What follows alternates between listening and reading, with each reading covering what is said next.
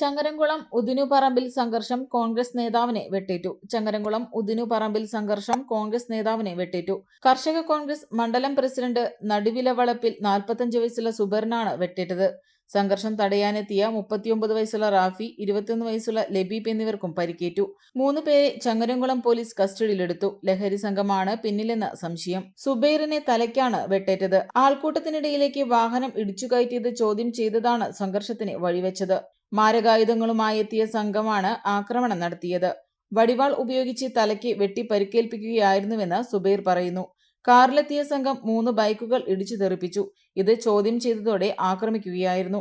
മറ്റ് 2 പേർക്ക് കഴുത്തിനും പിൻഭാഗത്തുമായാണ് പരിക്കേറ്റത്. ഇവരെ ആശുപത്രിയിൽ പ്രവേശിപ്പിച്ചു. സുബൈറിനെ ആക്രമിച്ചത് തടയാനെത്തിയപ്പോഴാണ് ഇവരെ അക്രമി സംഘം മർദ്ദിച്ചത്. കസ്റ്റഡിയിലെടുത്ത 3 പേരെ വിശദമായി ചോദ്യം ചെയ്തു വരികയാണെന്ന് പോലീസ് അറിയിച്ചു. ഉദിനാർപ്പ് ഞാറക്കുന്ന് ബാഗിലേല് പിന്നെ അവിടെ പ്രശ്നമുണ്ടെന്ന് അറിഞ്ഞിട്ട് പോയ എനിക്ക് നേരിട്ട് കാണാൻ കഴിഞ്ഞത് ഒരു മോട്ടോർ സൈക്കിളിനെ 3 മോട്ടോർ ഇടിച്ചു തെറിപ്പിക്കുന്ന ഒരു കാറ് ഇടിച്ചു തെറിപ്പിക്കുന്ന രംഗമാണ് കാണാൻ കഴിഞ്ഞത്.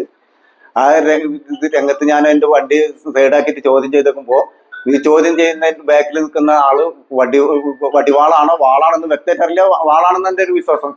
ആ വാള് വെച്ച് എന്നെ വെട്ടുകയും അതിന് പിന്നെ എന്റെ ബാക്കിലുണ്ടായിരുന്ന ആൾ തടുക്കാൻ നോക്കുമ്പോൾ അയാള് പിന്നെ ചവിട്ടും, അതുപോലെ തന്നെ നാവിക്ക് ഇടിക്കും, മറ്റുള്ള കാര്യങ്ങളൊക്കെ ചെയ്ത്, അതുപോലെ തന്നെ മോട്ടോർ സൈക്കിൾ വരുന്നുള്ള പയ്യൻ താഴെ വീണ് അവർക്ക് പരിക്ക് പറ്റി.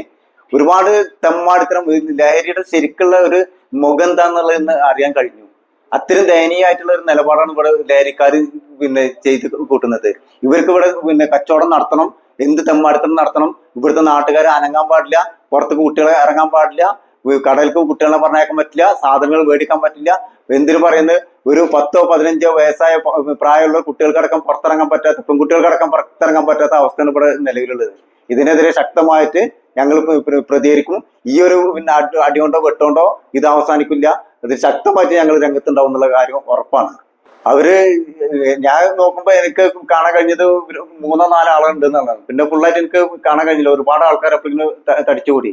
അതിൽ പിന്നെ മറ്റുള്ള അത് ഇവര് ആരൊക്കെ എന്താന്നുള്ളത് വ്യക്തമാക്കി നമുക്ക് മനസ്സിലാക്കാൻ കഴിഞ്ഞിട്ടില്ല. പെണ്ണു കൊതിക്കും പെണ്ണിനെ കൊതിപ്പിക്കുന്ന കനക കടകാഭരണങ്ങളുടെ കമനീയ ശേഖരവുമായി പട്ടാമ്പി പട്ടണത്തിന്റെ കനക കൊട്ടാരം Manukas gold and diamonds, Manukas tower railway ഓവർബ്രിഡ്ജിന് സമീപം, മെയിൻ റോഡ്, പട്ടാമ്പി.